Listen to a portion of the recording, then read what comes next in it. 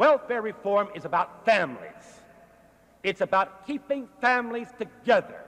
It's about seeing that children have the most important thing you can have in life, the most important start you can get in life, which is not bonds from your grandmother, not the prospect of a scholarship to Columbia, not good teeth, not eyeglasses, but a mother and a father in the home caring about you, knowing where you are, thinking about you, loving you, looking after you.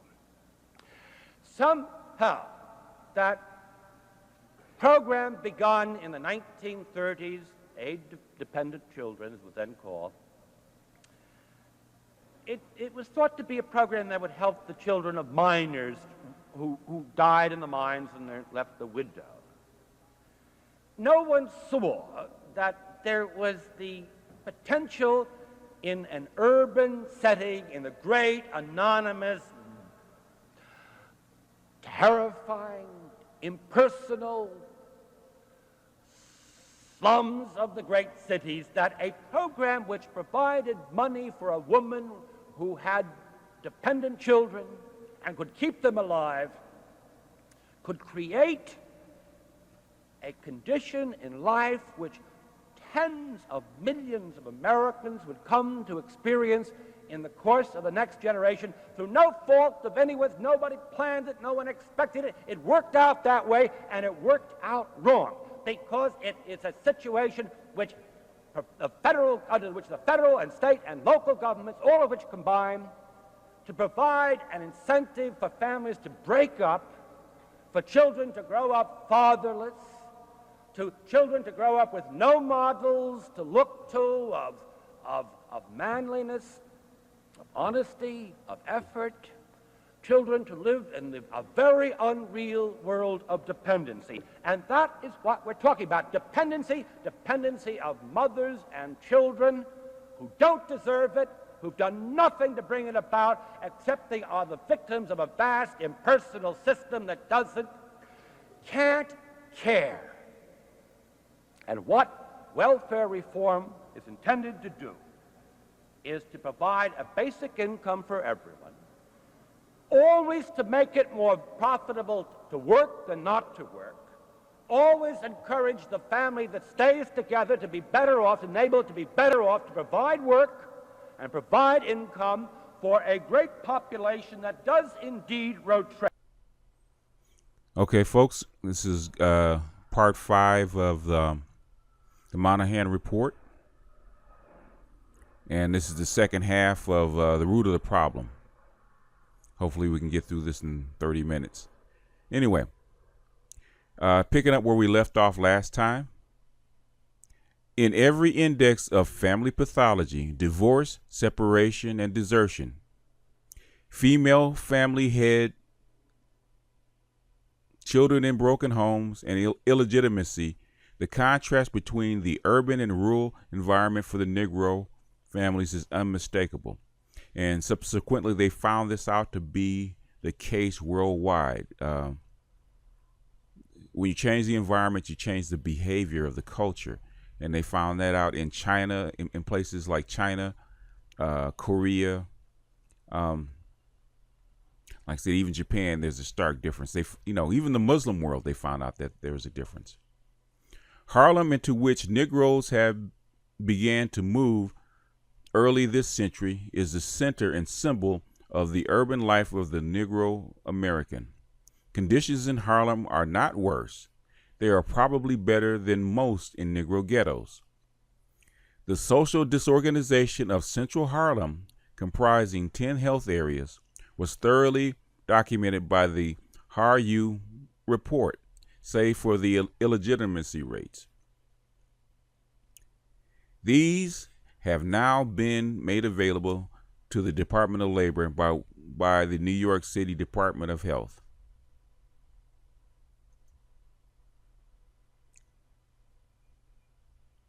There could hardly be a more dramatic demonstration of the crumbling, the breaking of the family structure in the urban frontier.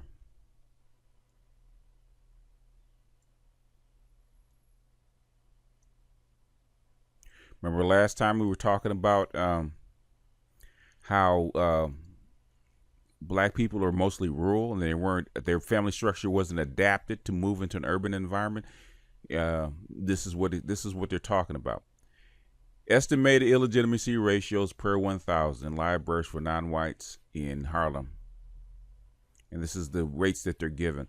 It, without context, especially after 50 some odd years, almost 55 years, it doesn't mean much. But when you can look at the documents, you can check it out and you can do your own comparison. Unemployment and poverty. The impact of unemployment on the Negro family, particularly the Negro male, is the least understood of all developments. It's not really least understood because Du Bois talked about that in the Philadelphia Negro when he studied urban Negroes or urban black folks that have contributed to the present crisis. There is little analysis because there has been almost no inquiry. Unemployment for whites and non-whites alike has, on the whole, been treated as an economic phenomenon, with almost no attention paid for at least a quarter century to social and personal consequences, because unemployment is a very new phenomenon. The Industrial Revolution it was just barely 100 years old. So nobody looked at it because it was unknown to the human species until after the Industrial Revolution. In 1940, Edward White Bach described the effects of unemployment on family structure in terms of 6 stages of adjustment. Although families studied were white, the pattern would clearly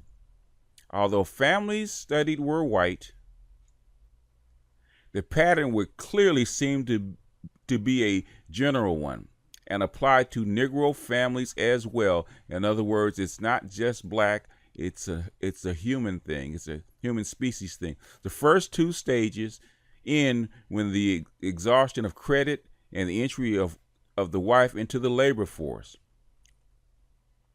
The father is no longer the provider, and the elder children become resentful.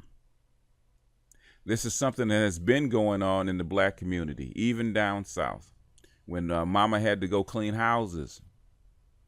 The third stage is the critical one of commencing a new day-to-day existence. At this point, 2 women are in charge. Consider the fact that relief investigators or caseworkers are normally women. Now, see, look at this. And deal with the housewife, already suffering a loss in prestige and authority in the family because of his failure to be the chief breadwinner.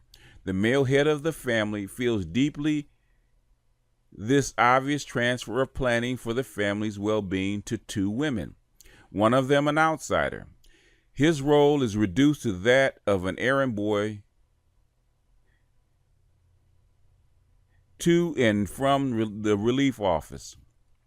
If the family makes it through this stage, Bach feels that it's likely to survive, and the rest of the process is one of adjustment.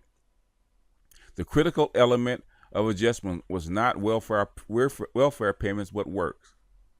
Having observed our families under conditions of unemployment with no public health, or with that help coming from direct and from work relief, we are convinced that after the exhaustion of self-produced resources, work relief is the only type of assistance which can restore the strained bonds of family relationship. Work relief is unemployment, which is probably why they implemented unemployment, in a way which promises the continued function of that family in meeting the responsibilities imposed upon it by our culture. Look at this. Look how many times he talks about culture. The continued functioning of that family in meeting the responsibilities imposed on it by our culture. Look at that. They already knew this. Work is precisely the one thing the Negro family head in such circumstances has not received over the past generations. They applied it to everybody else but us. Look at this. Look at this. They talked about this. They knew this. The fundamental overwhelming fact is that Negro unemployment, with the exception of a few years during World War II and the Korean War, has continued at a disaster levels for 35 years. He said that in a speech. Once again, this is peculiarly the case of the northern urban areas to which the Negro population is moving. I'm sorry about that, folks. The mouth is not working today. The 1930 census, taken in the spring before the Depression was in full swing, showed Negro unemployment at about 6.1% against 6.6% for whites. But taking out the South reversed the relationship, white at 7.4% and non-white 11.5%.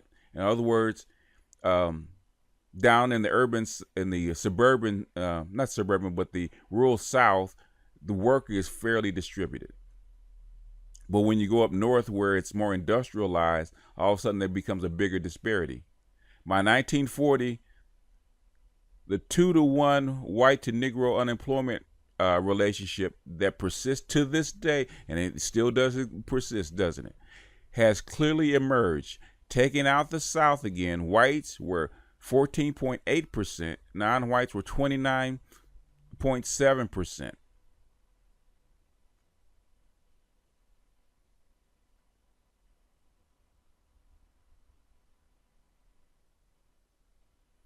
And here's the unemployment charts. Well, you can see how the unemployment jumped up for black folks in 1940, and it's slowly reduced, but it's still this ratio still maintained itself. Since 1929, the Negro worker has been tremendously affected by the movements of the business cycle and of employment. He has been hit worse by declines than whites, and proportionally helped more by the recoveries. From 1951 to 1963, the level of Negro male unemployment was on a long-run rising trend, while at the same time following the short-run ups and downs of the business cycle. During the same period, the number of broken families in the Negro world was also on a long-run rise, with intermediate ups and downs. In other words, male employment and unemployment has a direct relationship to the breakup of families. At a glance, the chart on page 22 reveals that the series move in the same directions, up and down together, with a long-run rising trend, but the peaks and troughs are 1 year out of phase. Thus, unemployment peaks 1 year before the broken families. That makes sense, and so on. By plotting these series in terms of deviation from trend and moving the unemployment curve 1 year ahead, we see that the clear relation of the two otherwise seemingly unrelated a series of events. The cyclical swings in the unemployment have their counterpart in the increases and decreases in separations. The effect of recession unemployment on divorces further illustrates the economic roots of the problem. The non-white divorce rates dip slightly in high unemployment years like 1954 to 55, 1958, and 1961 to 1962. See page 21 on page 77. Table 20 on page 77. Divorce is expensive. Those without money resort to separation or desertion. What am I saying? When they say desertion, basically that's the black man getting ejected out of the house.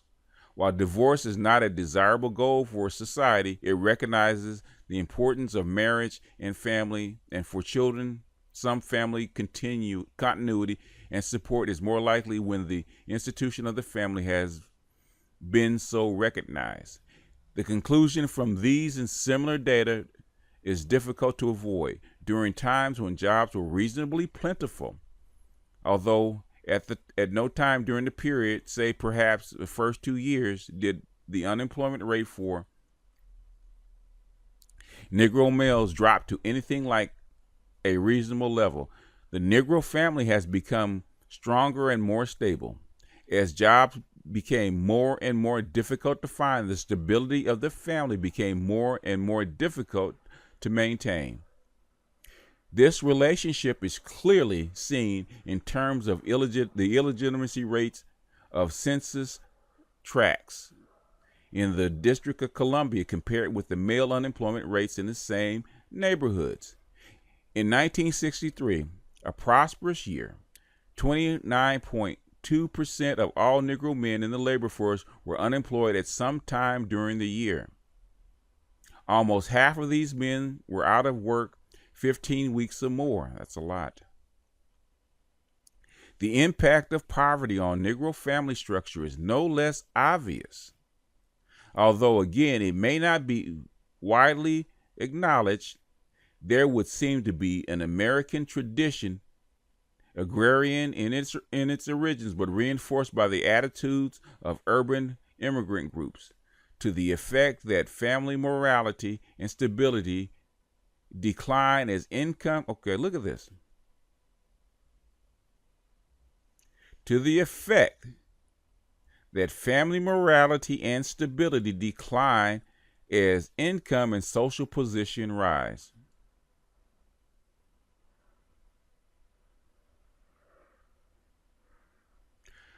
Over the years, this may have provided some consolation to the poor, but there is little evidence that it is true. On the contrary, higher family incomes are unmistakably associated with greater family stability. In other words, that's an urban myth. On the contrary, higher family incomes are unmistakably associated with greater family stability. Which comes first may be a matter for conjecture, but the conjunction of the two characteristics is unmistakable. The Negro family is no exception. In the District of Columbia, for example, census tracts with median incomes over $8,000 had illegitimacy rate 1/3 of the tracts in the category under $4,000. Poverty, problems follow poverty. We talked about that with the video about promises I can keep. We're talking about motherhood before marriage. The wage system. The American wage system is conspicuous in the degree to which it provides high incomes for individuals, but is rarely adjusted to ensure that family as well as individual needs are met. Almost without exception, the social welfare and social insurance systems of other industrial democracies provide for some adjustment or supplement. And there's the charts.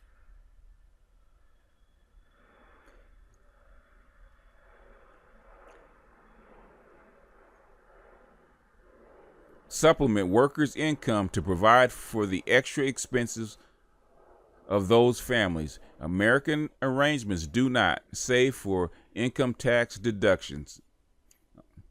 So what little socialism we have is minimal, or was minimal back then.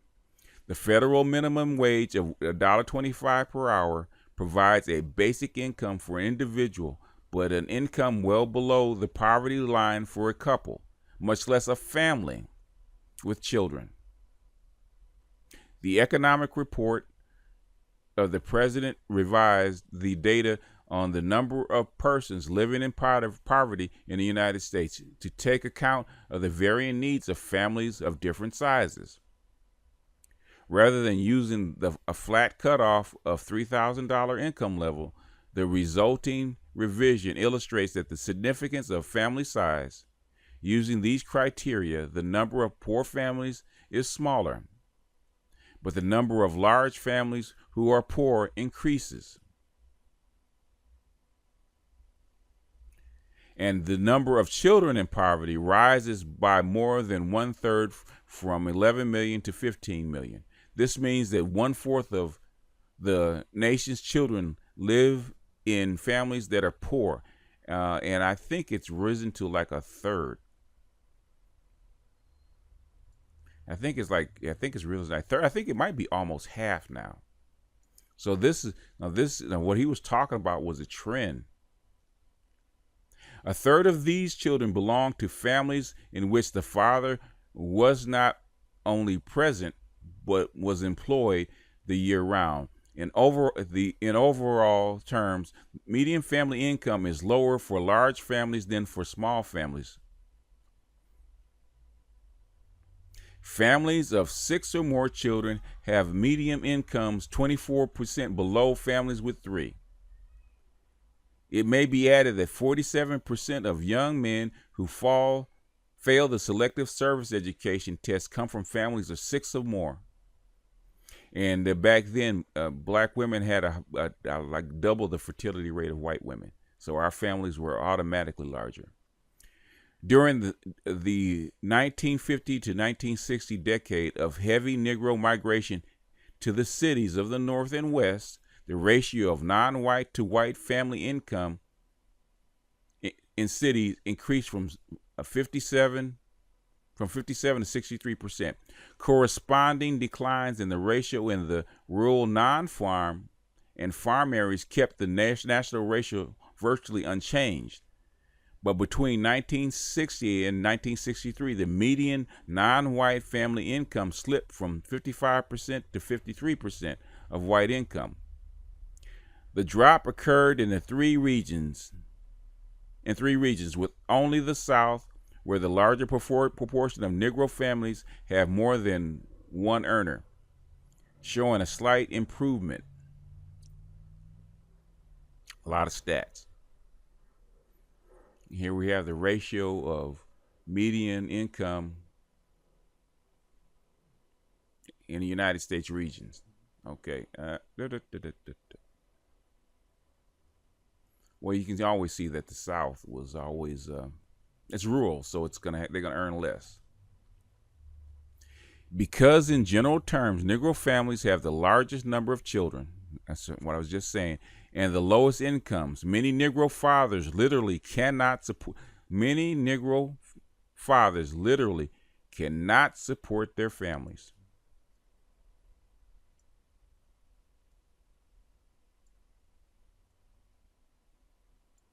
Because the father is either not present, is unemployed, or makes such a low wage, the Negro woman goes to work, and that's been the case since slavery.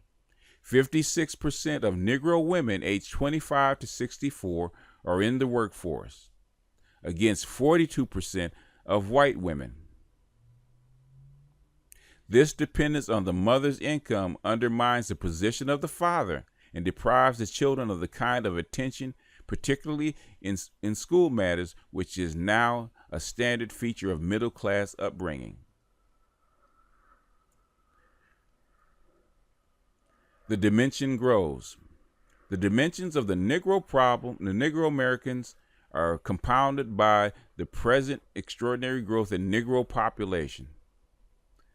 At the founding of the nation and into the first decade of the 19th century, 1 American in 5 was a Negro. The proportion declined steadily until it was only 1 in 10 by 1920. That's because of immigration from Europe, where it held until the 1950s, when it began to rise. Since 1950,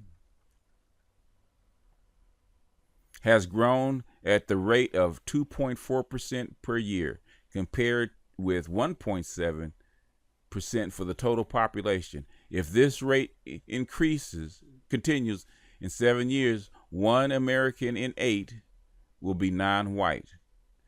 Well, he underestimated that, right? The changes are the result of a declining Negro death rate.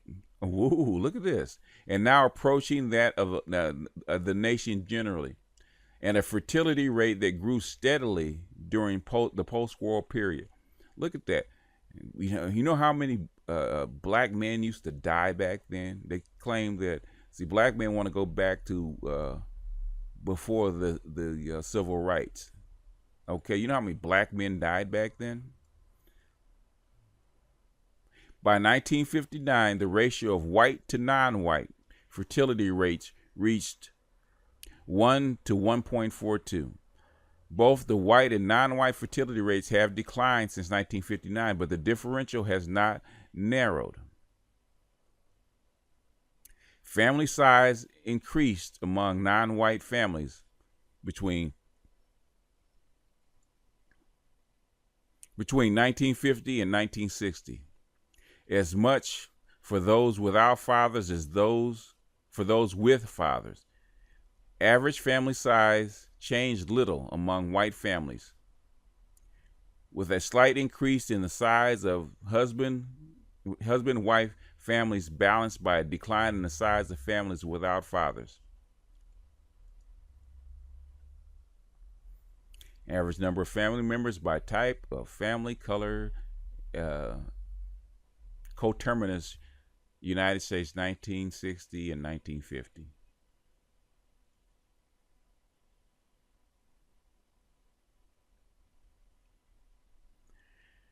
Negro women not only have more children, but have them earlier.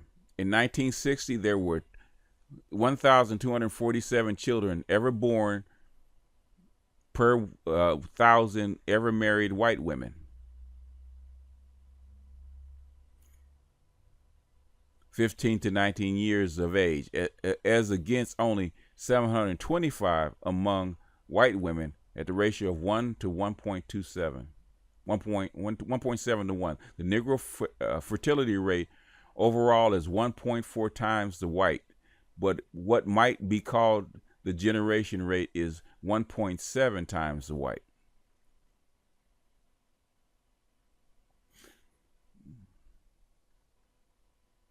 Higher fertility rates it's still the case, but barely now. I think we're coming in. Black women are coming into line with the rest of the United States. This population growth must inevitably lead to the unconcealable crisis in Negro unemployment, the most conspicuous failure of American social system in the past 10 years has been its inadequacy in providing jobs for Negro youth. Thus, in January 1965, the unemployment rate for Negro teenagers stood at 29%. This problem will now become steadily more serious. In other words, if you can't give these kids something to do, what are they going to do? They're going to get in trouble. They knew that back then. Civilian population over 14 and over. White and non-white. It's double as far as unemployment. Civilian labor force, white, non-white.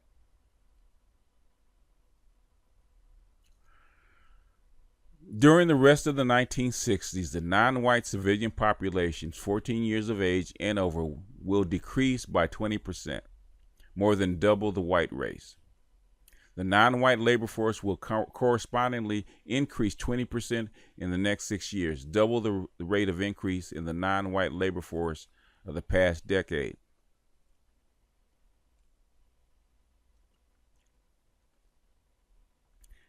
As with the population as a whole, there is much evidence that children are being born most rapidly in the Negro families with the least financial resources.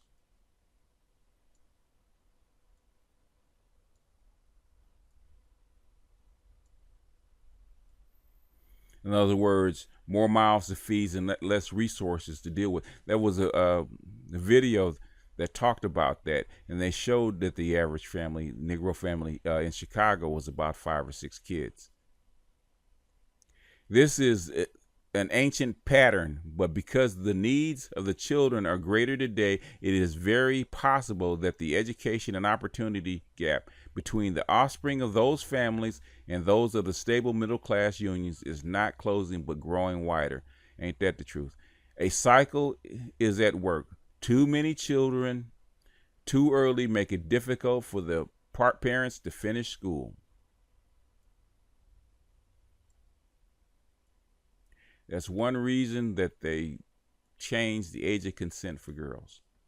In February 1963, 38% of white girls who dropped out of school did so because of marriage. Look at it, because of marriage or pregnancy, against 49% of non-white girls.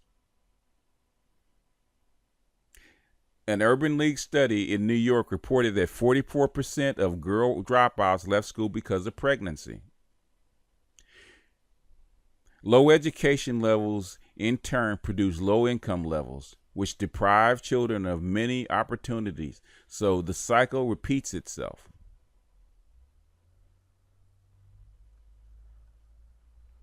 Okay, we did it. 30 minutes. This is mostly to statistics, and it got a little dry. The game heavy was in the fourth part, but we have to get this out of the way. But it has some interesting details about pregnancy, family size, and talking about the presence of male leadership or males in the family that are tied to income, and it's been so forever. But a lot of the problems have to do with money. You know, what do they say? The love of money, the need of money, is the root of all evil.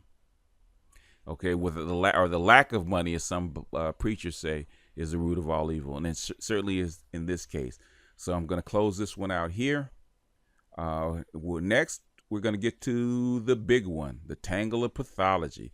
That one's going to be a good one. So that's probably going to be a two-parter too. So for those that are my subs, my regulars, hold on to your hat for that one, because that's going to be smoking. It might have to be a three-parter, because that tangle of pathology is very game heavy.